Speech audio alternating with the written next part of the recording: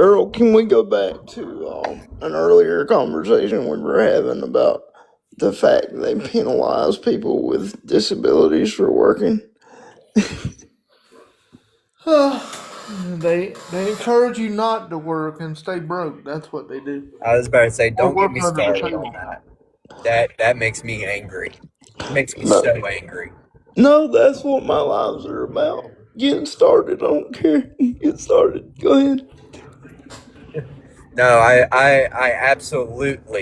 absolutely cannot stand the fact that they would, and I don't know exactly how TikTok feels about what I'm saying, so I'm trying, if I'm pausing, it's just because a thought in a way. But Yeah. the fact that you, like Earl said, you get penalized for, just because you have a disability doesn't make you any less valuable of a human being than me. It does mean that you might not be able to do all the same jobs as me, but there is jobs out there that you can do. Right.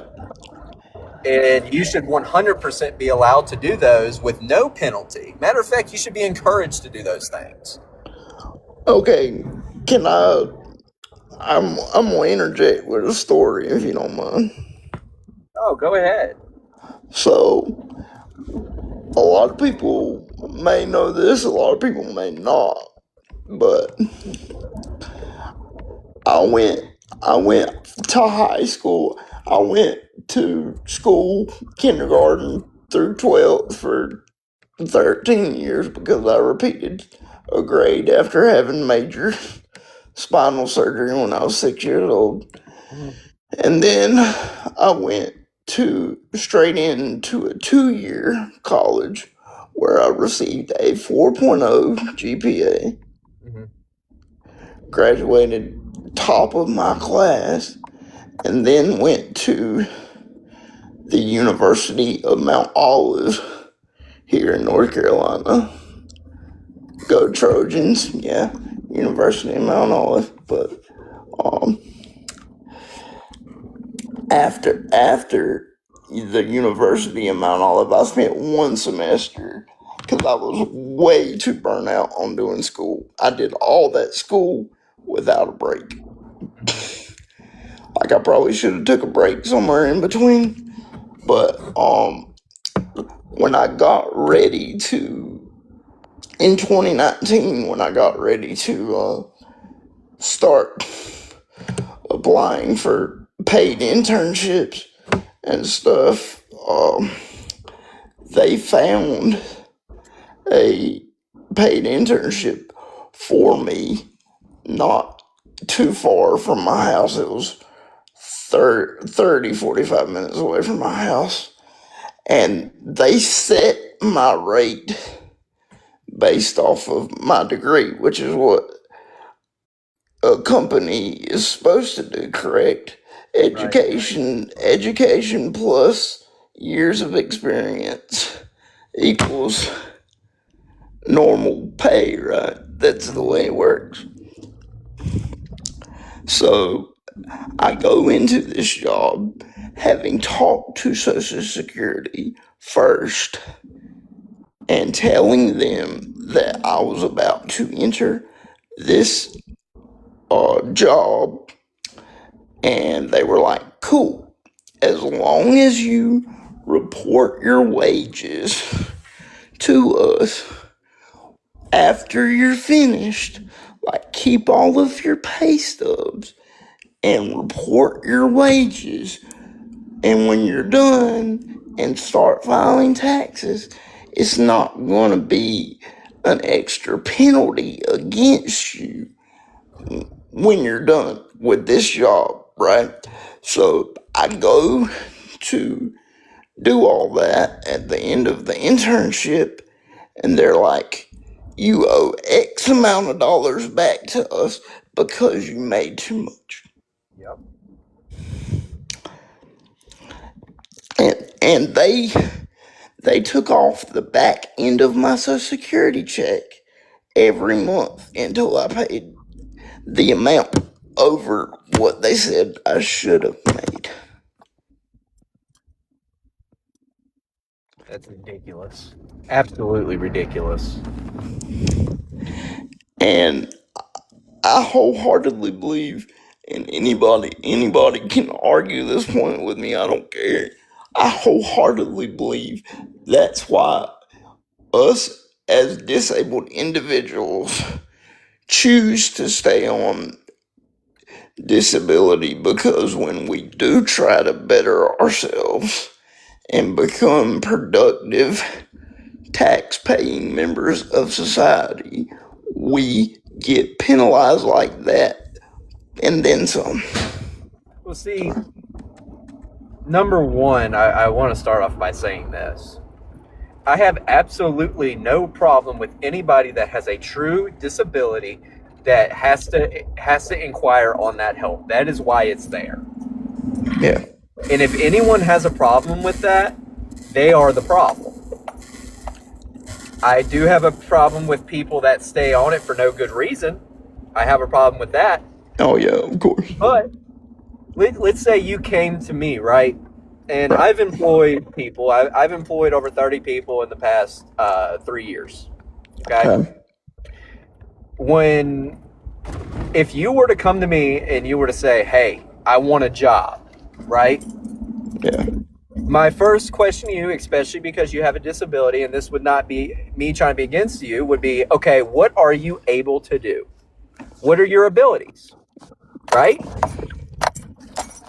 Is that a wrong question for me to ask? No. Okay, No. so why is it illegal? I don't think so. Like, you could phrase it as like, I don't consider it a wrong question. I mean, you're trying to get to the point of where do our limits lie? That's the way I look at that question when I hear it. But see, according to the Disabilities Act, when I ask you that question, I'm in breach of it. Yeah, I know, but to me, there should be a way you can phrase such a thing, because let's be honest here, there's certain limitations that I have as a person with spastic quadriplegic cerebral palsy who is currently in a wheelchair for more than 18 hours a day. Like, I have limitations, obvious limitations. So I'm not going to be able to, okay, prime example, I was in GameStop today, and a lot of time lately for me has been spent figuring out if I could work for the GameStop Corporation. Like, that has been like my number one dream job ever since I turned 18 and started this whole employment journey. Well, they require key holders, which means somebody to open the door, open the registers, and who's able to close down the registers and lock up at night independently. And I just couldn't perform some of those tasks by myself. So therefore, even though I have friends who are in management at GameStop, they're like, Owen, we love you. We love how knowledgeable you are about a lot of different things, but it's just not feasible for us to hire you because you cannot be a key holder independently by yourself. See, and like the question, like I said, that I would ask you, right, is, okay, you want a job? I want to give you a job, but it would be wrong of me to give you a job without considering what abilities that you do have. And you might be, let's just say, for example, you might be phenomenal with numbers, right? Which I'm not, but go ahead. But if you're phenomenal with numbers, I'm going to want you to be my accountant. You see what I'm saying? So, Yeah. I asked the question to you Yeah. because my duty as the employer is to, number one, I have to give you something that's going to be beneficial to me. But number two, I have to give you something that you can perform at, and I want you to be able to grow. Right. Because I don't want you to be, Right. there's no point in me sticking you in a position that has zero growth, paying you $15 an hour for the rest of your life. That's and I just I hate the way the government works on that, because I firmly believe, and this is just a personal belief, I believe that if you have, especially in your instance, you get it for life. I don't care if you go out and make $1 million. You can still have Social Security. I don't care. And for me, at least during that position in which they say I made too much, people would come in and we had a system in which we were to enter the person in that came through that door, let them watch an introductory video, and then I would help them build their resume. It was a career center, so I would help them build a resume and then run their resume through the system, and then it would populate what jobs they were qualified for based off of what we entered through their resume. I excelled at that job.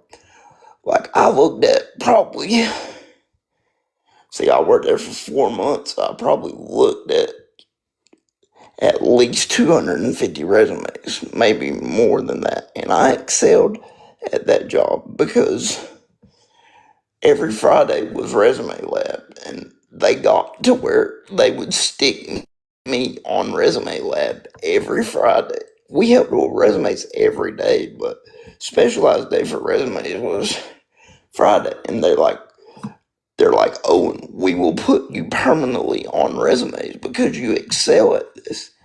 But at the same time, there again, I made too much money because of my degree and the experience I already had. That was the reason I excelled at that job. Yeah,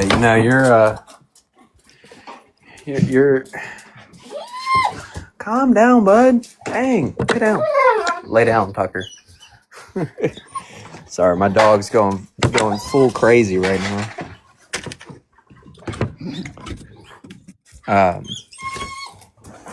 Hey, lay down. Oh my gosh. And my mom has a poodle like that. And my grandma has a boxer mix like that. They're both in the living room right now. But yeah, I mean, we kind of fell into this topic for tonight, but this is good because I could talk about this for a solid, like, another 45 minutes, but that is why the majority of us choose to stay on disability, because even though we have the same marketable skills as as the typical able-bodied person, we get penalized for something that is beyond our control. So, what would your solution be?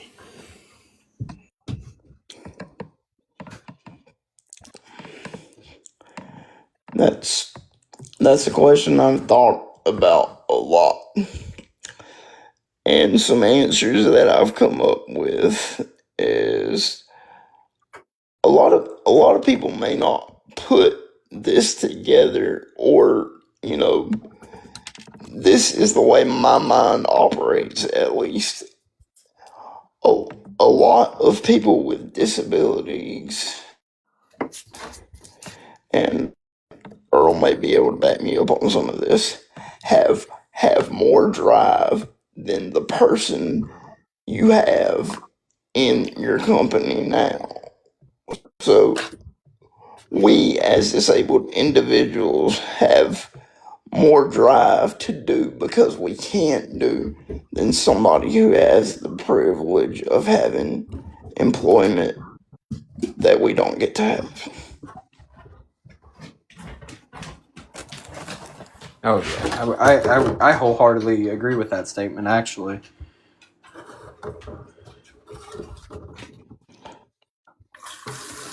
So one of my solutions, and I've said this in a couple videos before, is like,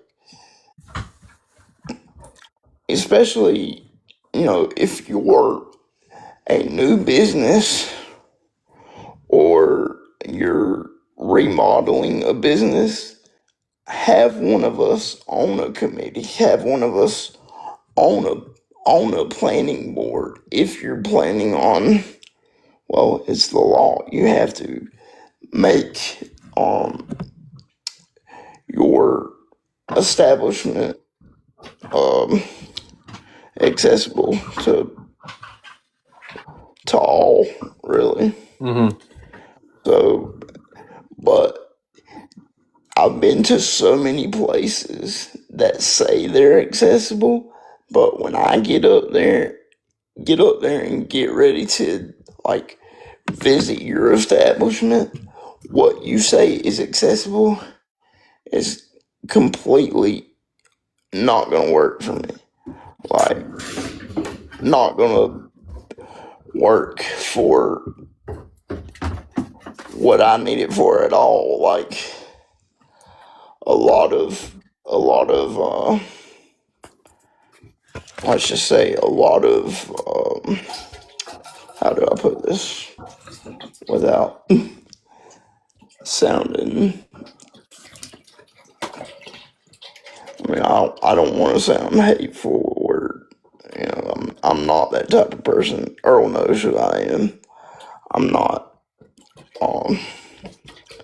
a vindictive or hateful type of person in any way, but the thing about it is, when you advertise something as accessible, you don't truly know if it's accessible if you have able-bodied people telling you it's accessible. Does that make sense? You understand what I'm saying? Like, if you have an able-bodied person telling you that it will work for a individual who utilizes a wheelchair, whether it be manual or powered like mine, if you have a able-bodied person telling you it's accessible, it means something completely different than somebody who is wheelchair reliant telling you it's accessible.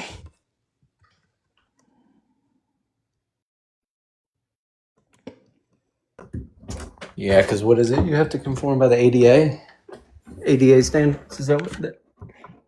Yeah. I mean, for example, ADA standard doorway width is 36 inches. So your ADA standard for a door is 36 inches wide. And if it's not 36 inches wide, it's technically not in compliance. Now, I've been through many doorways, and you can look at my primary home and tell that we call them Owen tattoos because you can see the marks on the wall and stuff. My mom's like, "Yep, Owen was here."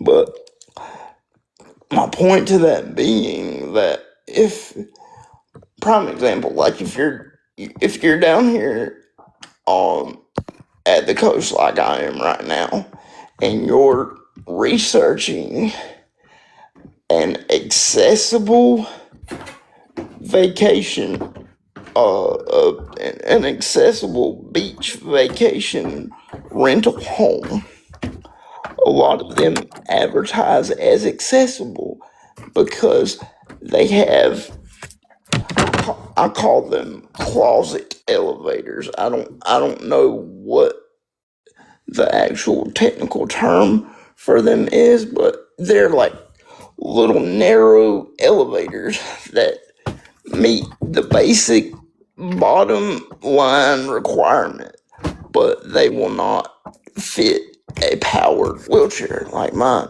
So I have to transfer to a manual wheelchair or a transport chair, which is narrower than obviously my regular Permobil powered wheelchair. And, you know, my dad and I have had plenty of experience doing this where we transferred to a different chair just so I can use the elevator. I mean, again, you advertise something as accessible, but it is built by people who don't have a clear understanding of what accessible truly means. So, would you say that we should raise the minimum requirements, like overall, like change the law? Oh yeah, the law that was, okay. I'm not sure how familiar you are with the history of the ADA, but I'll be honest with you, I'm completely ignorant on that subject. The only things that I know are the basic minimum requirements because I have to adhere to them in one of my buildings. I'll tell you this, and I wish they would have come up with a different name for this documentary. And I might not can even say it on here, but it was actually a nominated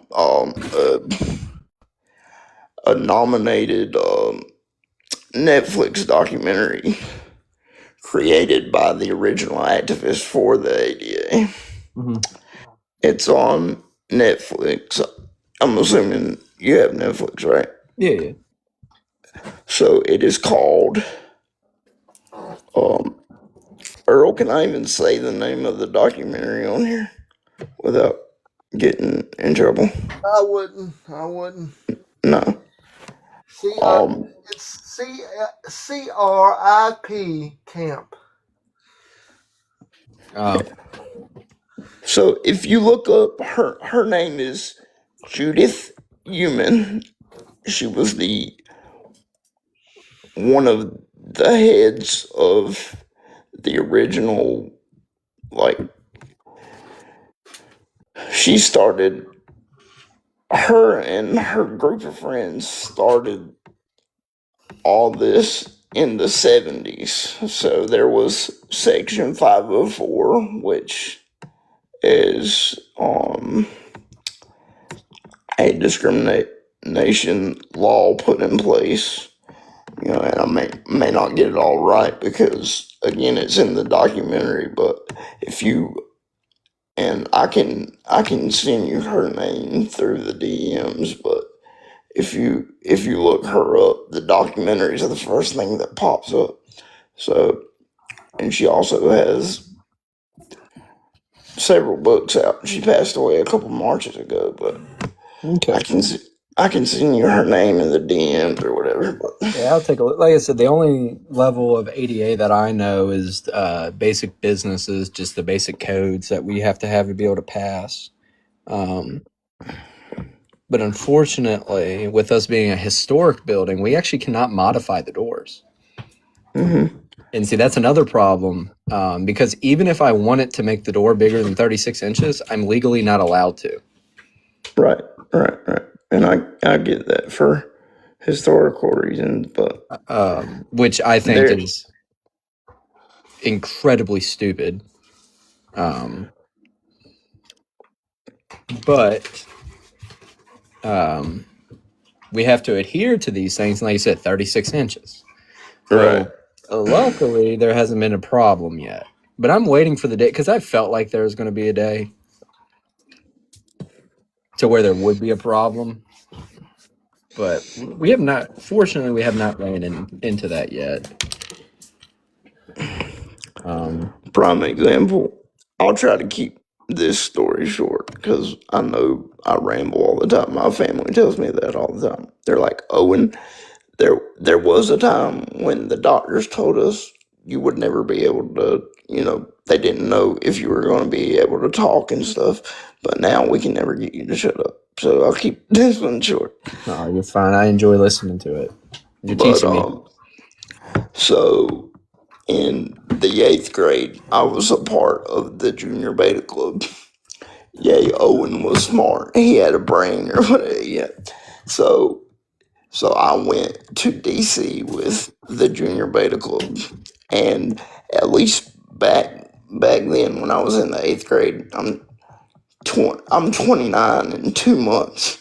So the 8th grade was many years ago for me. So, and ironically enough, at least in my experience going to Washington, D.C., then it was the most inaccessible place I had ever been to in my entire life up to that point. Now, we went to, we stopped at Mount Vernon, which is George Washington's I know. home. That's the state I live in. Yeah. So Mount Vernon obviously was built way before any of this, right?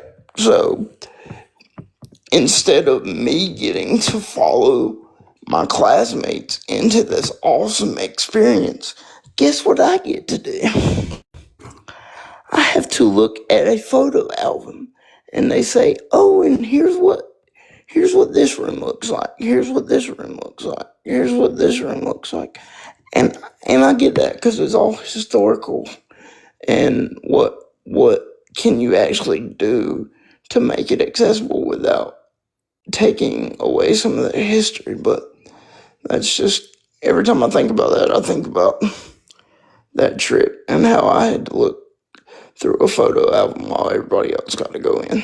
So it is what it is, but to say it didn't suck would be lying. No, but I've got to say this. There's got to be a better solution than what's going on now. Yeah. Oh, yeah, for sure. I mean, For sure. like I said, I don't fully understand all of it. I'm definitely for it. One of my biggest things is if you want to work for me, you got to have a felony. Like, and that sounds really bad, and people hate that I say that. But when I find, and I'm going to tell you like this, because this is the experience I have when I find someone that's been through that and they're truly sorry for what they have done, they are the hardest, most reliable, nicest workers I've ever had in my life. Right. And we've never brought anybody on that's had any form of disability, and that's not because, it's mainly because they don't apply. Yeah. But also it's because the type of work that we do and some things is just not possible.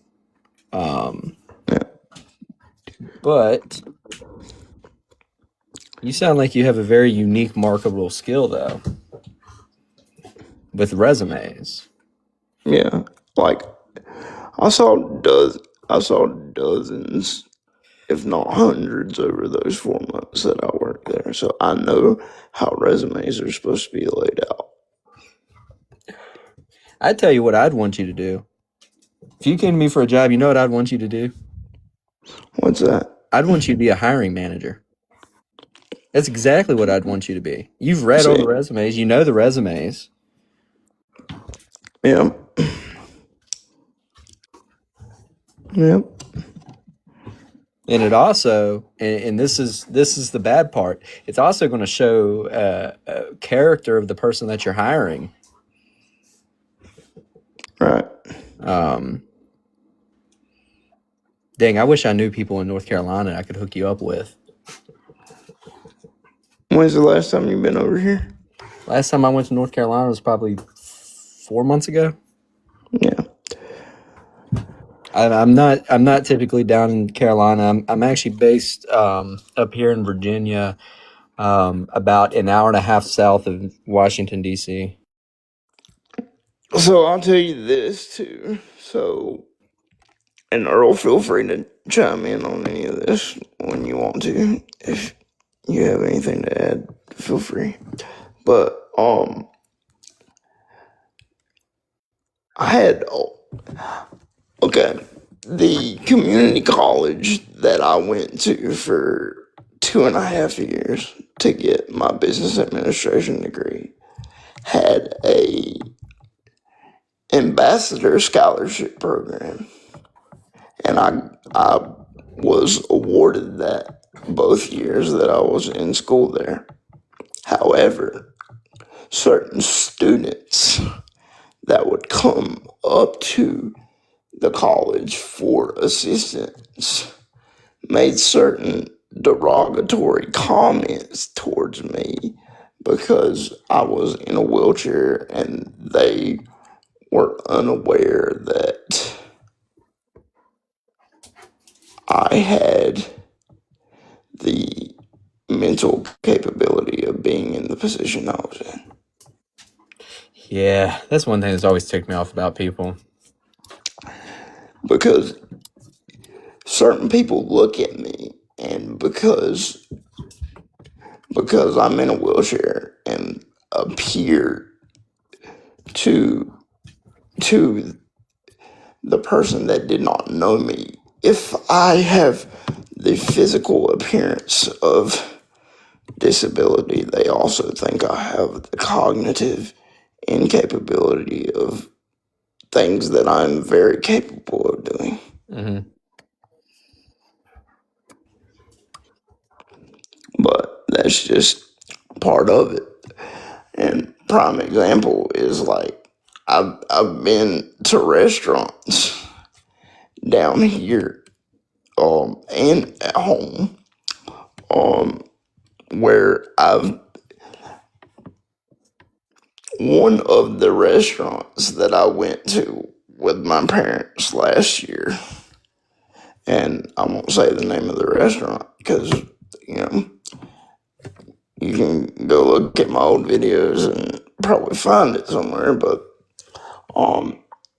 the second that I opened the door, they stop me at the hostess stand and go, excuse me, sir, excuse me, we don't have accommodations for wheelchairs right now in this restaurant. And the part that was funny to me when I think about it now is that they had this particular sign on the hostess stand that said specially trained to accommodate service dogs.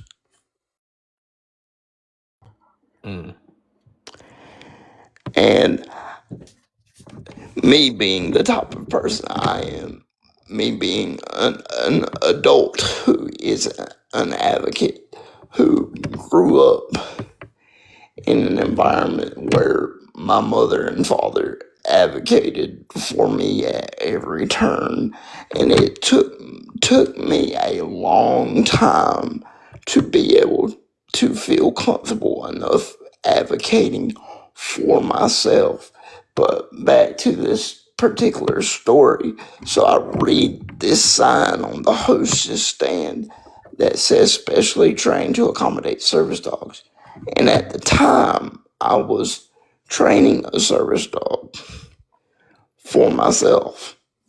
So me being the person that I am, and my mom being non-confrontational, I asked the lady. So I said, and the whole time my mom's like gesturing me to let's go, let's leave, and I say this one last thing to the hostess. I say, so what you are basically saying to me is I could go the 40 minutes back to my house where my service dog is located, bring him up here, have him go get a to-go order I placed, and bring it back to me, but you guys do not have a spot inside your restaurant for me right now.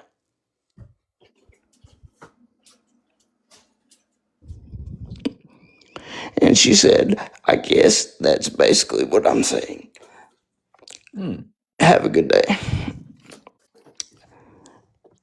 And to me, I was very heated after that exchange, and my mom's trying to like get my mind off of it. Like, it's okay, Owen, let's just go somewhere else. It's not worth getting upset about. But if we as disabled individuals do not get upset when stuff like this happens, and we do not force a change, the next generation that comes behind us is going to run into the same issue, and it's going to keep happening over and over and over again. If somebody like myself or Earl or many of the other people that I'm friends with who also have disabilities, if somebody in our position does not advocate and say, this is wrong, this is how it should be, how do we get to a point to make this right? Mm-hmm. And,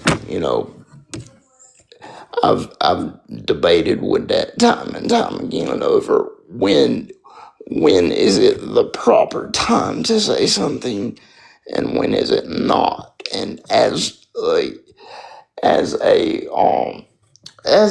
almost 29-year-old adult, I say stuff now. I don't just roll the other way anymore.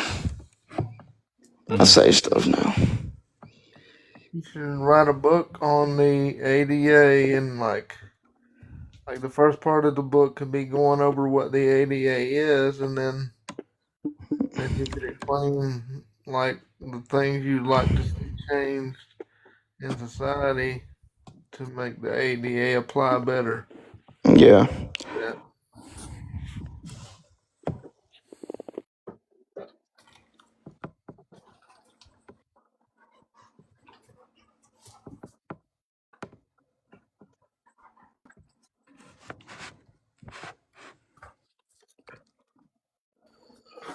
That's really interesting though that a restaurant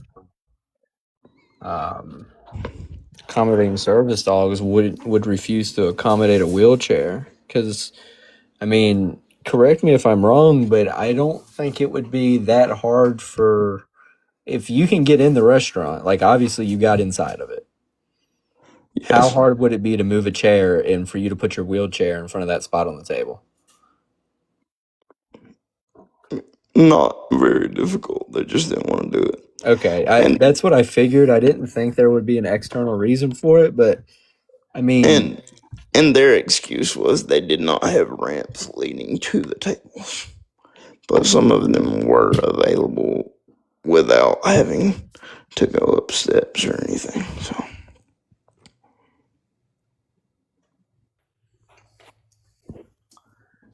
yeah.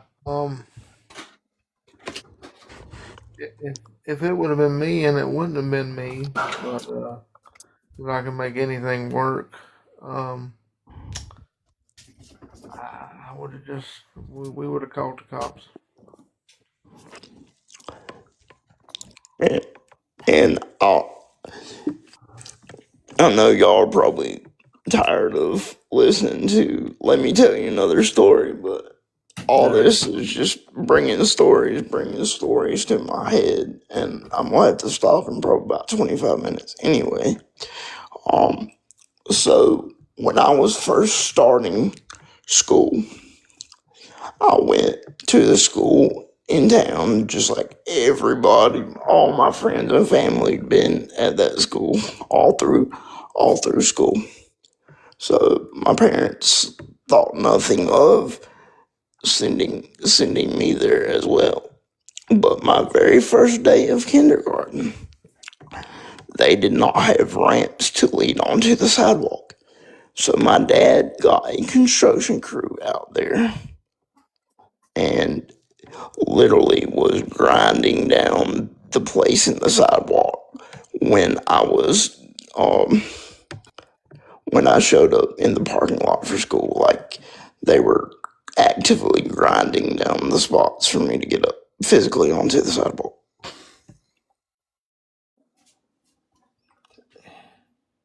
Yeah, that's. I would have sued the restaurant. I'm so stuck on the restaurant. I would have sued them. Yeah, the restaurant thing happens more often than people might think, though, because, like I was explaining on a earlier live with Earl, when we're at a restaurant as wheelchair users, one of two things is gonna happen, or at least this is my experience with wait staff and what they will do initially if you are a brand new customer coming into their establishment. Okay, they will turn to whoever is with the the person who is the wheelchair user. They will turn to whoever is with said wheelchair user and ask, and what would he like to order today? I've had that happen to me so many times, and I'm like, I can order for myself, thank you. As you can probably notice from my physical appearance, I don't miss meals. I'm sorry, but I don't miss meals.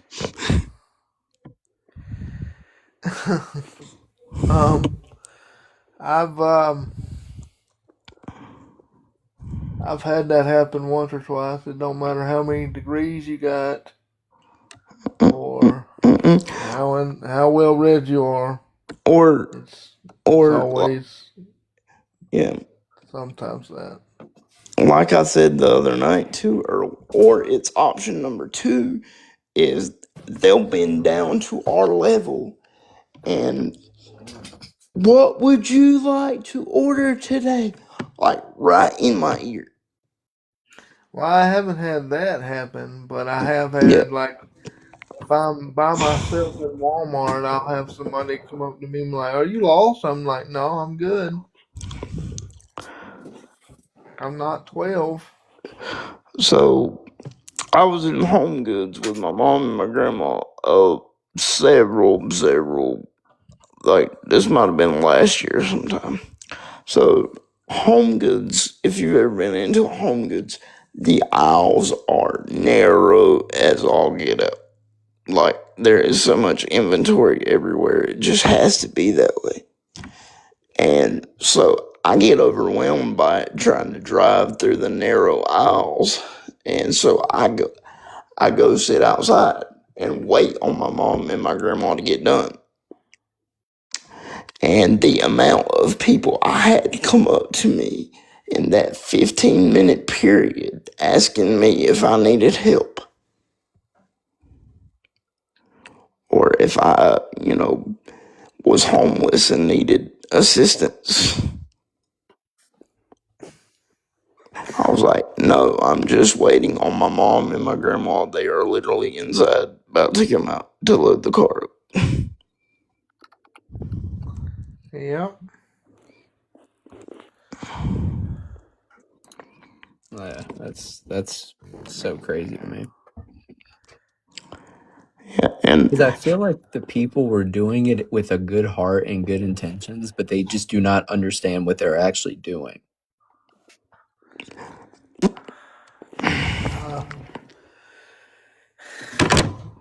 It just rolls off my back like a duck in water, I guess, because I'm so used to it. Like I don't even pay attention to it anymore, to be honest with you.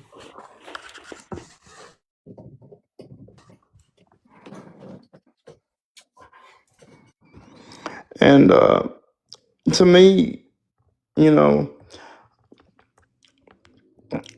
And Earl, maybe you can decipher for streets what I mean when I say this is although we're disabled, our minds sometimes do not think that way.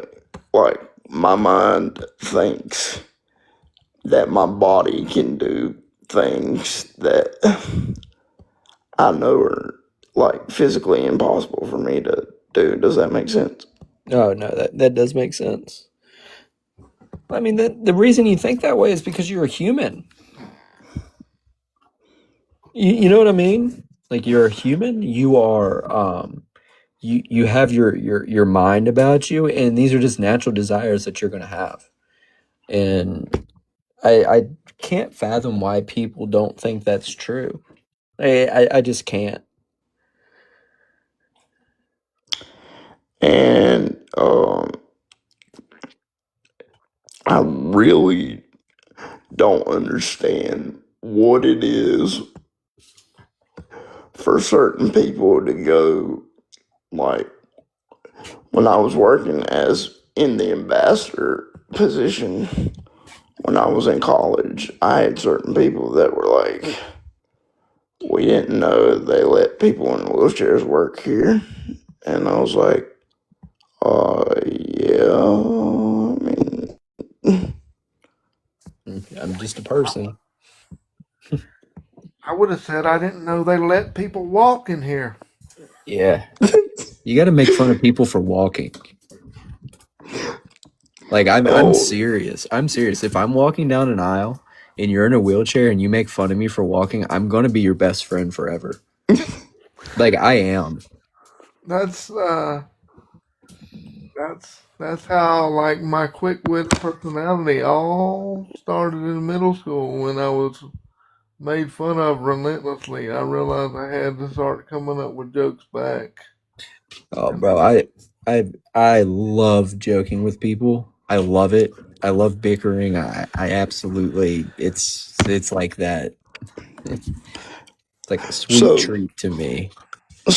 my brothers and my sister-in-laws all get, they get an excessive dose of my sense of humor on a daily, weekly basis. Um, I will say that, like, for example, um, okay, so for people who've seen videos of my younger brother is a bodybuilder who spends like 4 or 5 hours a day in the gym, or he used to. I don't know if he spends that much time in the gym now, but he's a bodybuilder and lives the bodybuilding lifestyle. And very often he'll call me. He'll be like, "It's leg day," and I'll be like, "Well, call me if you can't move afterwards, and I'll lend you my chair." Oh man, see, so I'm white, my wife's black, and the banter between us is amazing. I get that wholeheartedly. I love it. And or like people in high school would break their left arm playing sports, and my left arm is incapacitated by my cerebral palsy. So I say, "Welcome to the club, guys. Been here a while. Can I get you a membership card?" You know. You should have started asking him to sign your arm.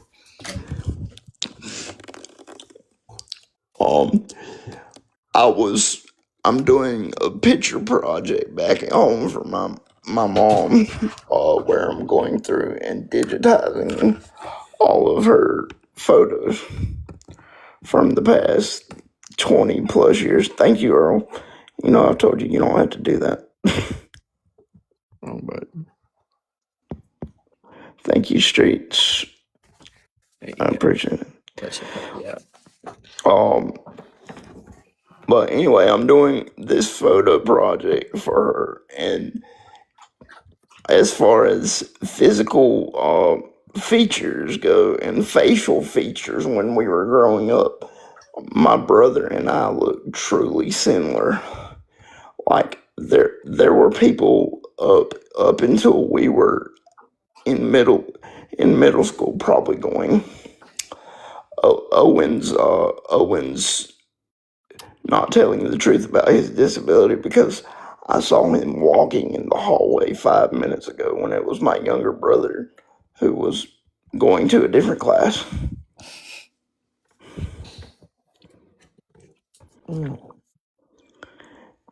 And doing this photo project for my mom, I'm like, who is this, Mom? And she goes, Owen, look at the arms of the person in the photo. Look at the left arm. Now is it you or is it Michael? And I'm like, it's me, because my left arm is curled up like a T-Rex, which is what my left arm does. And she's just like, look at the left arm. Is it a T-Rex or a regular arm? And I'm like, okay, I get it. In those pictures you're talking about? Do what? In those pictures that you're talking about, how old were you? 3 to 6. Anywhere from that time frame, probably 3 to 6, 3 to 7, somewhere in there. And people were like, wow, you and Michael look like twins. I'm like, Michael, you should pay them $10 right now. Because they just gave you the highest compliment that anybody could ever give somebody. Telling you look like me.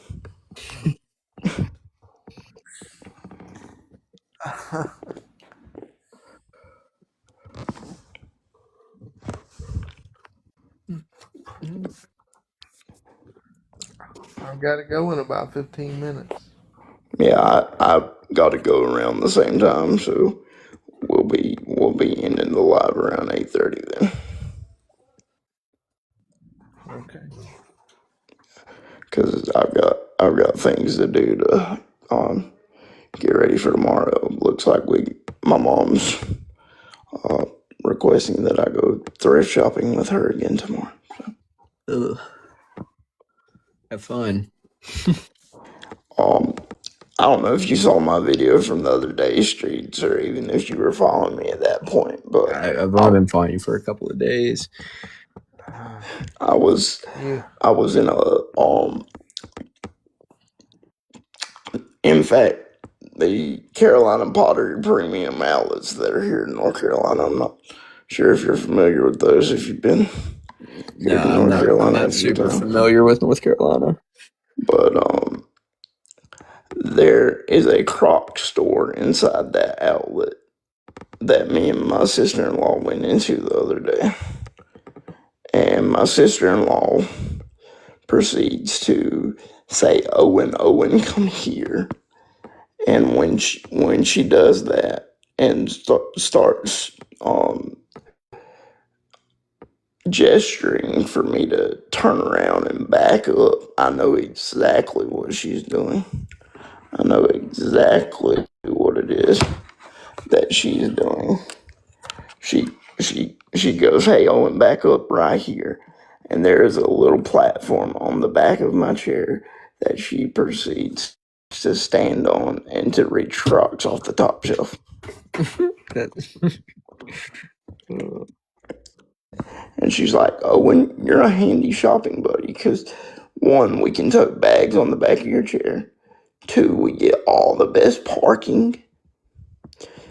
3, we can use you as a step stool. So you're coming shopping with us from now on.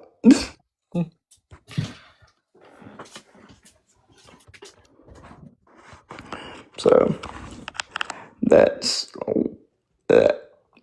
I joke around with my mom, my grandma, and whoever else takes me shopping. I'm like, oh, I get why y'all bring me places now. It must be because I'm, useful for one handful of reasons I just mentioned. Well, these are creative. And they're like, no, we really wanted you to come with us to be with us, to spend family time with us or whatnot. And I'm like, yeah, right. You just needed somebody to tote your bags, right? And they said, Don't feel like you're going well, outside. For real. Lay down. they're like, well, now that you put it that way.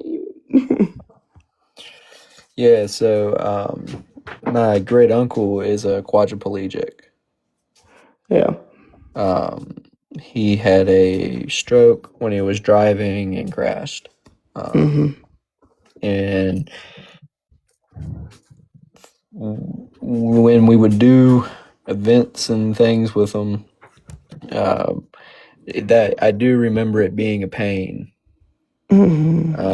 Because but see, the sad part about that is he was a Master Chief in the Navy in the Persian Gulf War. Like, this is a highly respected, highly educated man, and I know exactly what you're talking about when you say these things, because thinking back now to when we were doing those things, I never noticed it at the time, but you telling me those things, I absolutely do see it. Yeah, and I laugh and joke around about those things with the people around me on a daily basis because they know how I am. But at the same time, like, there's a small part of me that's like, okay, that's why you bring me places like this. It's like a very small part of me that like gets annoyed by it. Well, And I'm not saying that as a total bad thing, but like, and it's fun going with my family places, but my family knows how I am, so I joke around a lot about different things. This is the first time that I've got to have like a conversation with you, and like I enjoy it. You've taught me a lot. Earl just left me hanging. Well, I appreciate you just saying that because it does mean a lot. No, like honestly, like I popped in here a few days ago because I saw you live with Earl, so I popped in for a little while. I don't have too long when you're live because I'm usually at work, and then you popped in last night for a little bit, and today I finally got to have that conversation. But no, truly, you do bring light to the issues, and things that someone like me wouldn't typically think about. Because it's not an issue that we face.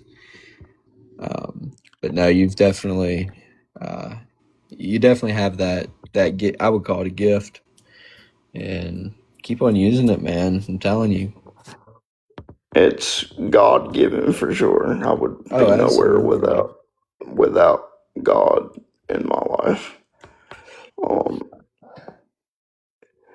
The amount of times that I've thought about certain things from a different perspective as an adult than I did when I was a kid is beyond what I'm able to mention right now. But there are so many pieces I look at from when I was younger going, I couldn't see it at the time, God, but now I see why you did what you did that way. Yeah, it's interesting when things get revealed to you, for sure. Because in the moment we don't understand it, we don't want it to happen. But once the whole plan, and sometimes it's never fully real, but once you start to see these things reveal, you're like, that's God. There's no other way. No other way. Yeah. One of my favorite books is Job. I love Job. Yeah. Right. I love Job. It's powerful. And if you don't mind, I won't say spam you with videos that I have previously done, but I have some videos of mine that I will send you that kind of go along with some of the things we've been talking about, if you don't mind. Yeah. Send me whatever you want, whenever you want. You can hit me up whenever. I like you. Well, I appreciate that. I mean, Yeah. yeah, you can hit me up whenever. And I'll say this one last thing before we have to get off, because it happens to me on a weekly basis. People who block their curb cuts, like for me to get onto the sidewalk, like I have so many stories on that. People who block the curb cuts or pull up too far on the sidewalk to where I'm literally squeezing by their car and they're just sitting there in their car looking at me like I would have hit their car. I would have 100% did it. or I come out of GameStop so many times because GameStop is in a like little shopping mall thing from where I live in North Carolina. It's in a shopping mall, so there's multiple shops there at the games, like next to the GameStop. But there's a curb cut right there, and it is how do I put this? It is next to a fire lane.